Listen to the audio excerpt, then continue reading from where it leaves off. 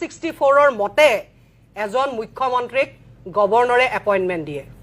ৰাজ্যপালে এপইন্টমেন্ট দিয়ে এজন মুখ্যমন্ত্ৰীক গতিকে মুখ্যমন্ত্ৰী কোন এটা সাংবিধানিক পদবী কিয় আপোনালোকে মোমাই মাতে কোন মাৰৰ ভাইয়েৰ তেওঁ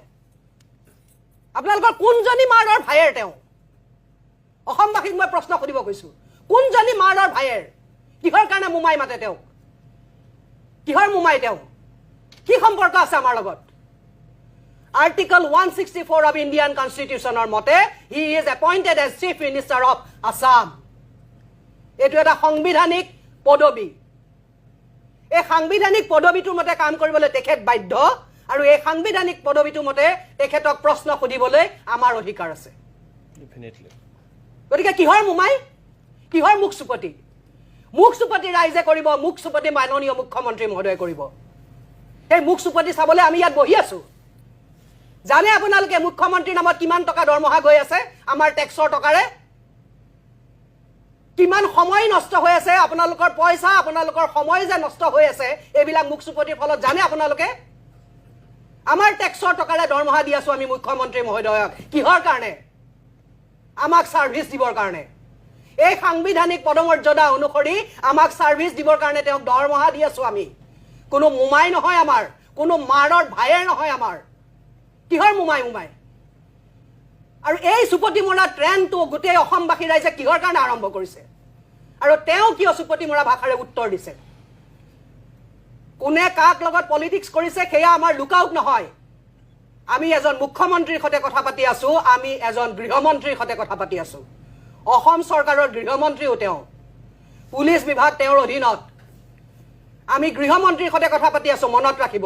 যাৰ অধীনত পুলিচ বিভাগ আছে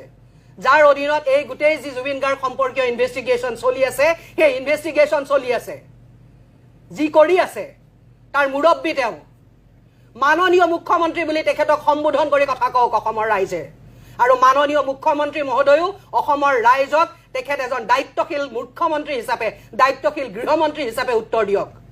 আমি তেওঁৰ পৰা কোনে কাৰ লগত নাচিলে কোনে কাৰ লগত হাগিলে কোনে কাৰ লগত পাদিলে সেইবিলাক বিচৰা নাই সেইবিলাক জানিব বিচৰা নাই কোনে কাৰ লগত কেখন সেলফি তুলিলে সেলফিৰ যদি কাউন্টিং কৰিবলৈ যোৱা যায় তেতিয়া হলে বিপদত আপুনিয়ে পৰি যাব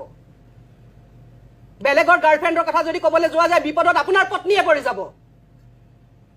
গতিকে সেইবিলাক আমি খুধিবলৈ যোৱা নাই শ্যাম কানু মহন্তই হওক বা সিদ্ধাৰ্থ শৰ্মাই হওক বা ৰিনিকি ভূঞা শৰ্মাই হওক বা সঞ্জীৱ নাৰায়ণে হওক বা যোনেই নহওক লাগিলে আমি হৈছো ইনভেষ্টিগেশ্যনৰ এটা প্ৰচিডিউৰ থাকে মই এগৰাকী অধিবক্তা হিচাপে এই কথাটো ক'ব জানো মই এই কথাটো ইনভেষ্টিগেশ্যনৰ এটা প্ৰচিডিউৰ থাকে ক্ৰনলজিক্যালি ইনভেষ্টিগেট কৰক যি দিনাখন ঘটনা ঘটিলে সেই দিনাখন সেই মুহূৰ্তত কি হৈছিল তাৰ সাৰ্কামষ্টেন্সিয়েল এভিডেন্স কি তাৰ ঠিক 1 ঘণ্টাৰ আগত কি হৈছিল 2 ঘণ্টাৰ আগত কি হৈছিল তাৰ 3 ঘণ্টাৰ আগত কি হৈছিল 5 ঘণ্টাৰ আগত কি হৈছিল আগদিনা কি হৈছিল আগদিনা কি হৈছিল তাৰ আগদিনা কি হৈছিল ক্ৰনলজিক্যালি ব্যাকওয়াৰ্ড এনেকে আহি পেলে ইনভেষ্টিগেশ্যন হ'ব লাগে this is the procedure of investigation according to evidence act you should go investigation procedure আছে সুপতি হৈ থকা নাই ইয়াত আৰু কোৱেশ্চন টো আজ কোনো আংগু পাংগু হাংগু মানুহৰ বিষয়ে হৈ থকা নাই কোৱেশ্চন হৈছে জুবিন গাৰ্গৰ বিষয়ে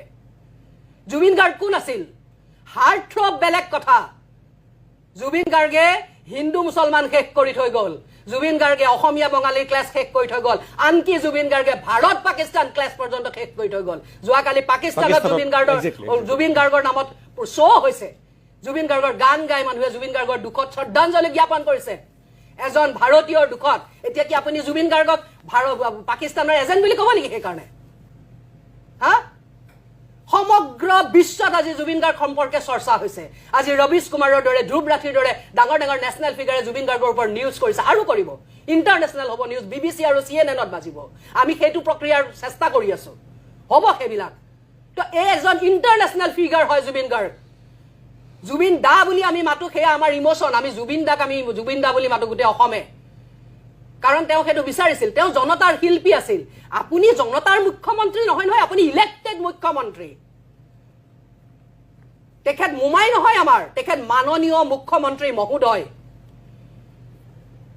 মাননীয় গৃহমন্ত্ৰী মহোদয় গতিকে অসমৰ ৰাইজ অসমৰ বুদ্ধিজীৱী অসমৰ ছ'চিয়েল মিডিয়াত প্ৰচাৰ হৈ থকা সকলো মানুহ আৰু স্বয়ং মাননীয় মুখ্যমন্ত্ৰী মহোদয়ে